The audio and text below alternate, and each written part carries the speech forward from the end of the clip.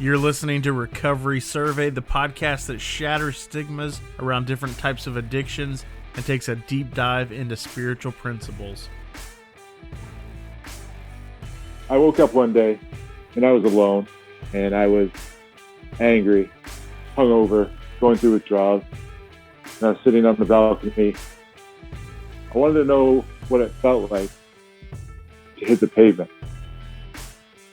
I was really thinking about it. So I stepped back and I said, I got to get away from this coke stuff.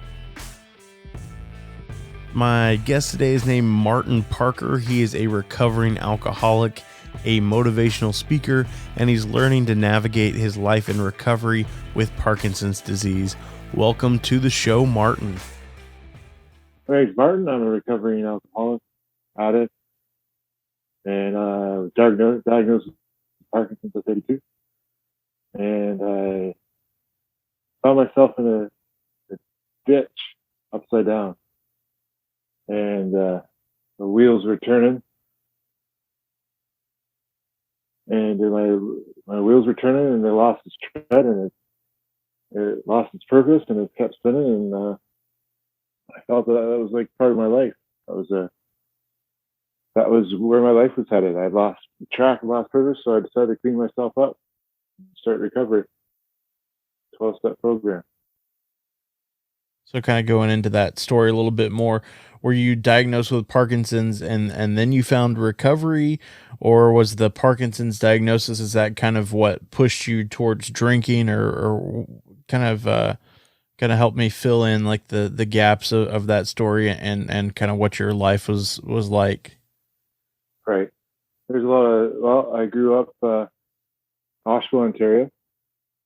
The main occupation here is everybody's dad worked at GM town in Canada. And I started drinking at 13. I had my first drink at 13. We had this place called Pipeline.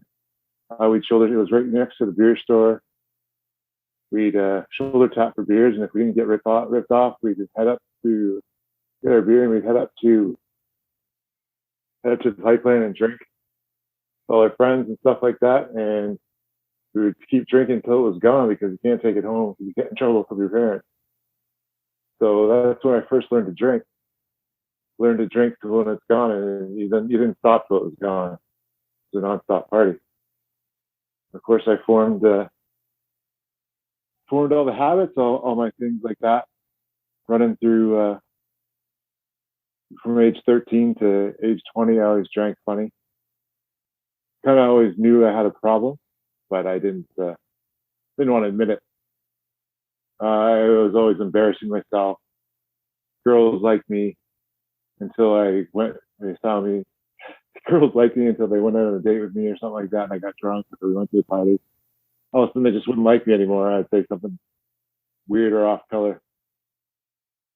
But I always liked to drink because everybody else drank. Generally stayed away from the harder drugs until I was in my 20s. And I just kept partying. And I took a beer bottle to the face when I was 19 years old. 120 stitches to the face. I had my nose cut off and sliced my neck open. And doctor said I was really lucky because if it was 1 inch higher, I would have lost my sight. And if it was 1 inch to the side, it would have cut my main vein in my neck. I would have bled to death.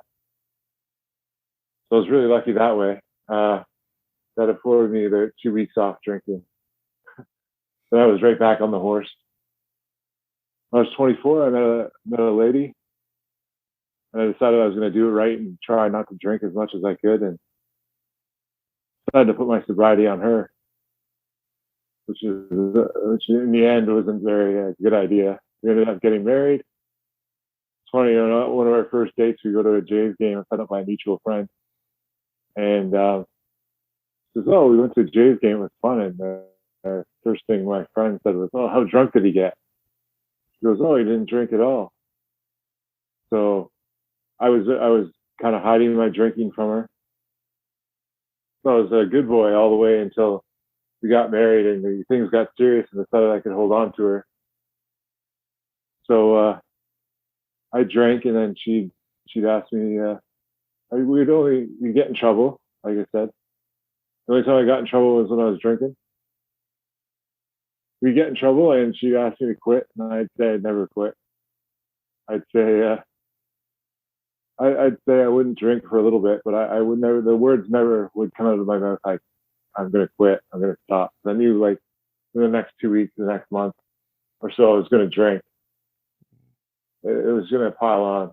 So so we ended up being a good guy until we got married, and then when we got married, we of course kids. We had a daughter, baby daughter. So I had a house, daughter, job. Ended up working up at GM like everybody else. And when I was 32, well, I guess it was when I was just after I was 30, my left hand started to act a little funny, act a little goofy. I couldn't stretch my pinky out to touch the A key on the keyboard. And I was wondering what the hell that was all about. But I just figured I was drinking less and I was working out more at that time. So I figured I just injured myself. But my left hand kept getting worse and worse, and it ended up going on my left side. And I couldn't fish money out of my pocket when I went to get change to buy something at one of the department stores here.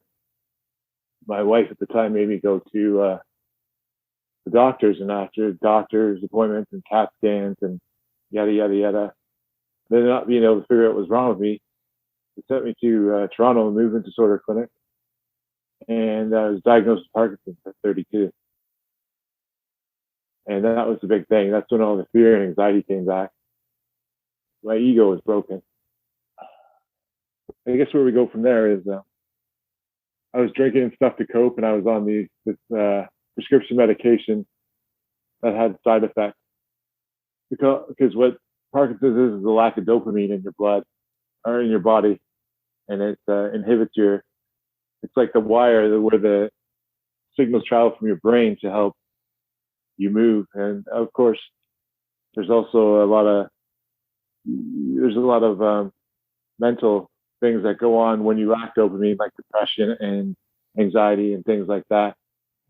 So they have these things called dopamine agonists that are supposed to boost the dopamine inside your body, but in turn, they also bring in side effects like impulse control problems.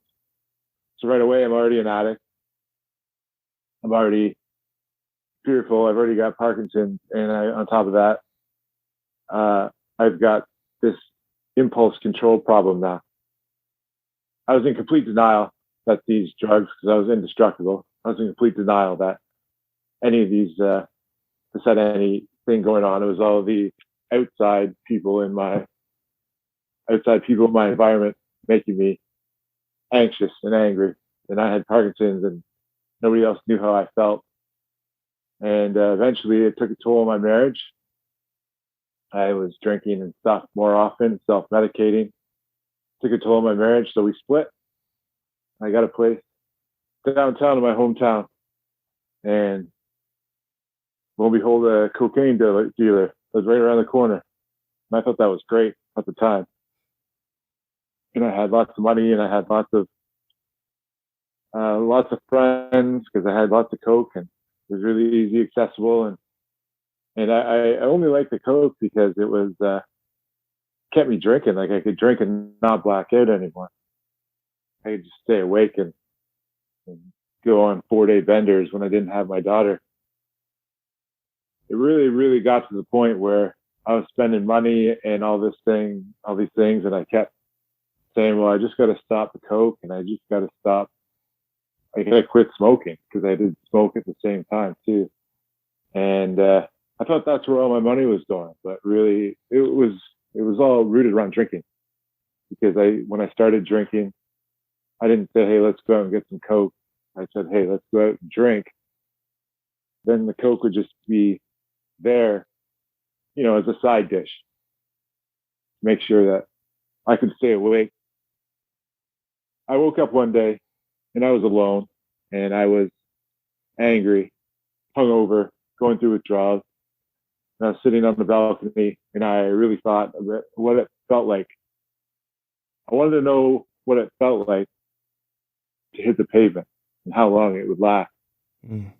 And for a split second there, I thought I was really thinking about, strung out and hungover and depressed and alone. I was really thinking about it. So I stepped back and I said, I got to get away from this coke stuff. And then but I still want to drink. So I I went down the liquor store, bought a couple bottles, and headed up to the country to my friend's place where that they didn't drink, or they drank, but they didn't. There was no other cocaine or anything like that around. So I figured I could drink, and if the coke wasn't around and it was far enough away from me, I wouldn't need it anymore. But I was wrong. I drank way too much, way too fast because I figured my tolerance was up, but really it was just I was doing so much coke back then, and I blacked out. And before I knew it, I woke up upside down in the ditch. Um, I had to kick the window out. I was in my underwear, and it's in the middle of October, and I had to kick the window out of my truck. And luckily, I'm only bleeding a little bit from my forehead. I was able to get up out of there and roll away, and stood in the middle of the road in my underwear until the cops showed up. And when the cops showed up, I tried to tell them I wasn't drunk. I just had Parkinson's, and they asked for my name, and I said, "I love you," because you never identify yourself. I thought I was smarter than they were, because we all think we're smarter than everybody. And they didn't buy it because, vodka and whatever is coming out of my pores. I stink like a week old potato. But they ended up taking me to the hospital first. I was going so crazy in the neck brace and things like that. Didn't think I needed it. I ripped myself out of the bed and tried to walk around the hospital, but they were having none of that. And finally, they just took me to the cell. They booked me.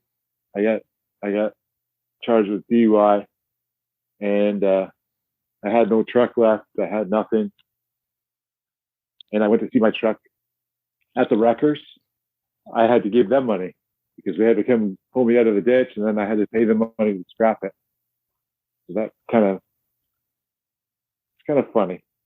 But anyways, I looked at it, and he looked at me, and he goes, "I can't believe you're alive. I can't believe you're like with the way this truck looks, you should be dead." And I was pretty embarrassed, and it didn't really dawn on me at that time, but I should have been. So I went home to my parents' place and sat on the couch, and I said to my mom, I said, "I'm not going to drink today. I'm not going to drink tomorrow, but I know I'm going to tell myself it's okay again. But I really can't. Because one of these days, if I can still stay awake with all this medication and stuff on, and be conscious enough to get in my car and drive, but still have no recollection," I said, "I can't. It's just not safe for me." And like I said, I saw my tire spinning in the ditch, and it lost its tread and lost its purpose, but it kept going, and my life was going the same way, just lost its purpose, and I was just floating there.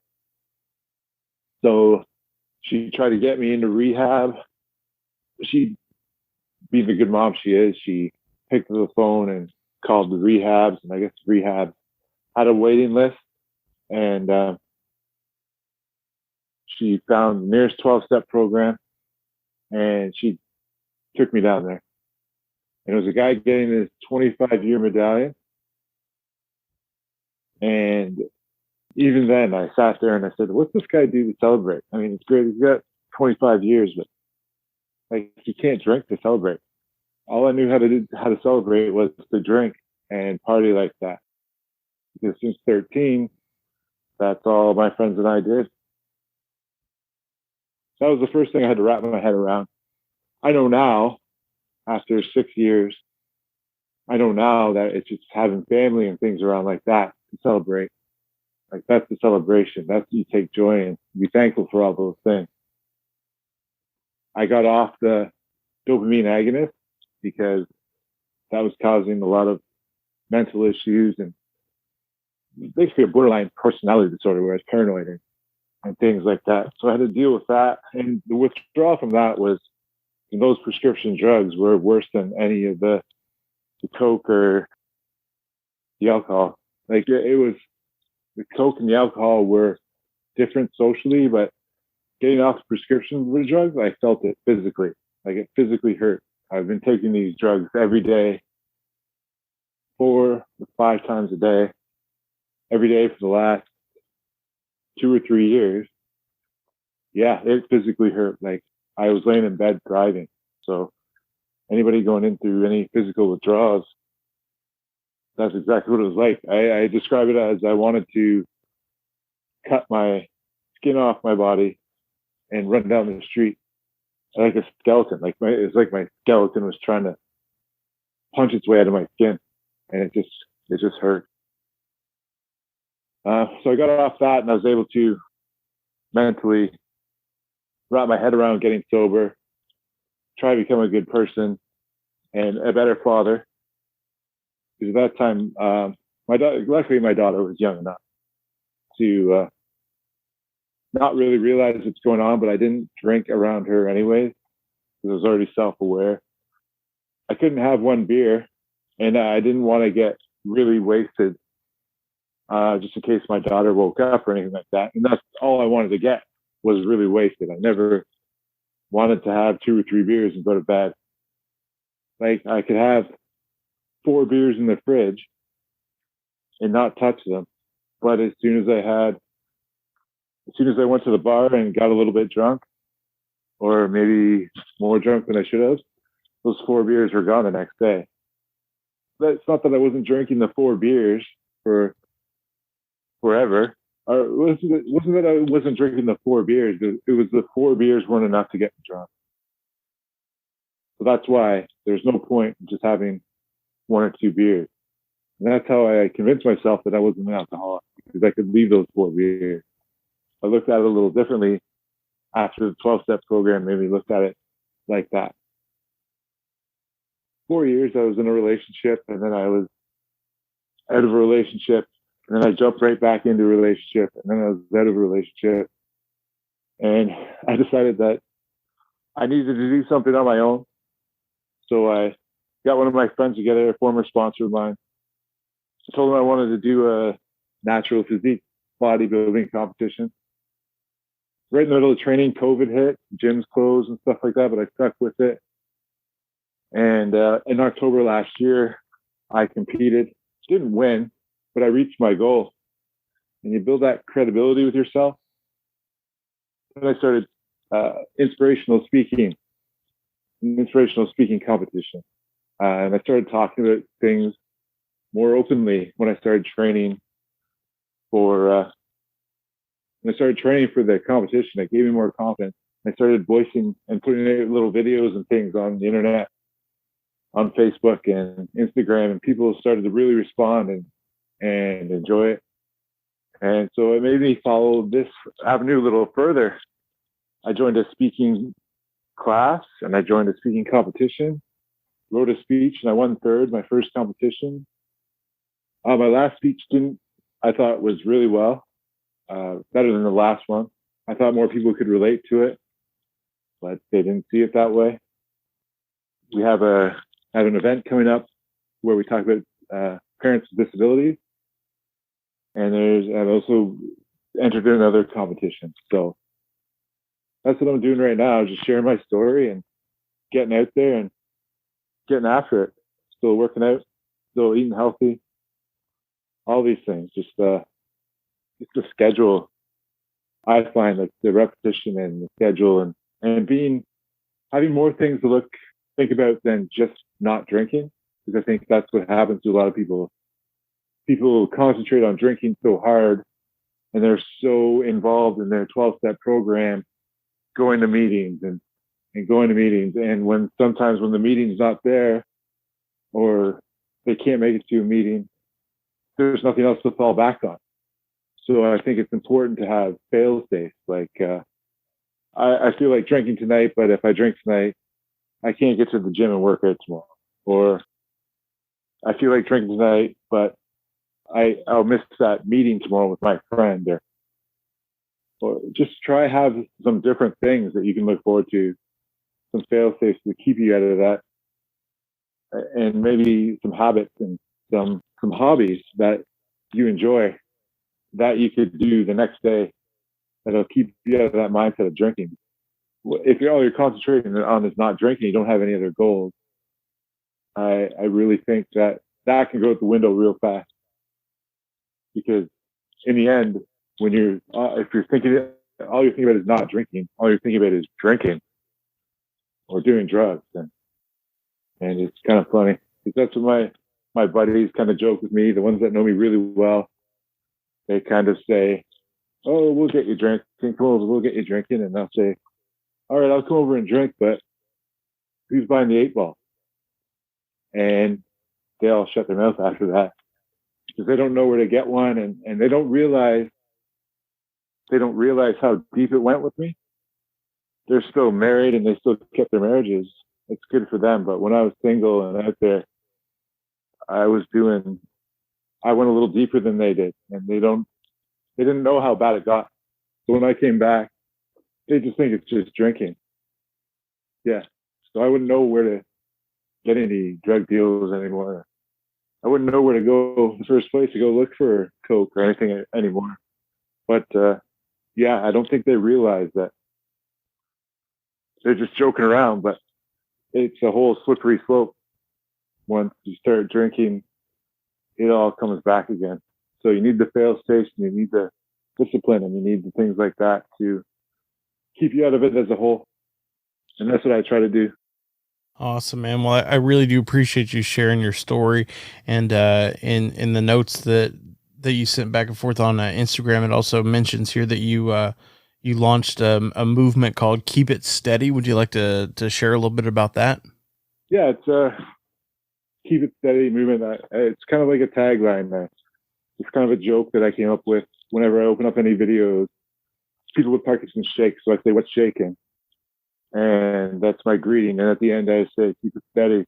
And people are starting to catch on. People are starting to realize kind of what it means. Well, exactly what I said, like with the discipline and being disciplined and keeping things steady, going on a steady line, is actually more gratifying than having your life all out of whack. Like I used to thrive on chaos. That's what I thought. Like I used to like whatever comes my way, I'll just deal with it. And I used to I used to kind of hate it, but like waking up hungover, like the old like John McClane type bad boy, badass type guy. You get up out of bed and take a sip of whiskey, or you just keep the party going, or you're the only guy that shows up hungover for work with scars on your face or scars on your face from the fight before, and you're telling jokes, and like it was fun to be me. But after living 6 years sober almost and not getting in a fight, because it's funny how fast those things disappear, like being in handcuffs and fights in parking lots and trouble with cops and inside of holding cells when I stopped drinking. Like it used to be maybe a once or twice a year occurrence where I'd have to talk to a cop. I haven't talked to a police officer in 6 years because I quite frankly, I don't have to. I don't have to talk myself out of situations. And I used to think that I enjoyed that type of chaos in my life, but I don't. I realize how much easier your life can be and how much more enjoyable your life can be if you're not walking around hungover and sick all the time. Actually living some sort of healthy lifestyle where your head's clear and you can deal with confrontations and conflicts and things like that with people more logically because you're not thinking impulsively. Yeah, that's what keep it steady is. Kind of things like not wasting today to because you think tomorrow you're going to drink. Just things like that. A lot of it is stop blaming other people for your problems. If you take the onus on yourself, and it's all your responsibility. And if it's your responsibility, then you can deal with it. Then you have to deal with it. You have nobody to blame but yourself. That's kind of freeing in a way, because whatever the situation is, good or bad, you put yourself there and you have that power over your life to change it. So if you change it for the bad, you can also change it for the good. Like, I put myself in a ditch, but I can also take myself out. I did that. It takes a little longer, but to get back once you've lost it, but you can get it back if you really want it, if you try. Awesome. Well, Martin, I really do appreciate you coming on today. If the listeners want to get a hold of you, do you have a website or social media, or what's the best way for them to contact you? Instagram is Martin P. KIS. So Martin P. Kiss for Keep It Steady on Instagram. And it's just Martin Parker on Facebook. I have TikTok. It's Martin P. Kiss as well, but I'm not really active on that. Yeah, I don't like to dance and things like that. But yeah, that's all. Martin P. KS on Instagram for now. I haven't got my website up yet. Look for me on Speaker Slam, emerging speakers from Speaker Slam. Speakerslam.ca is the website for that. Anybody's interested in getting inspirational speeches and telling their story, and it's really gratifying when you do that. I know some people like to share at 12-step meetings and things like that, but sharing your story with the world and getting it off your chest is very therapeutic. Awesome. Well, like I said, I really do appreciate you coming on and sharing your story, Martin. That was quite the story, man. And I know you've been through a lot of struggles, man, but you've made it through the other side. You're sober. It sounds like you've got things figured out, man. So I really do appreciate you coming on and sharing today. All right. Thank you.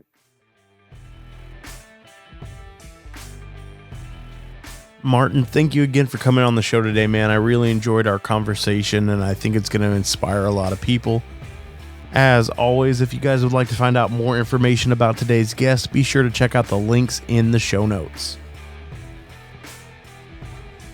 You've been listening to Recovery Survey. If you got anything out of today's episode, I'd ask you to please leave us a 5-star review and share this episode with a friend. If you'd like to get in contact with us, you can find us at recoverysurvey.com. You can listen to all of our episodes on the website, as well as connect with us on social media, where you can get previews for upcoming episodes.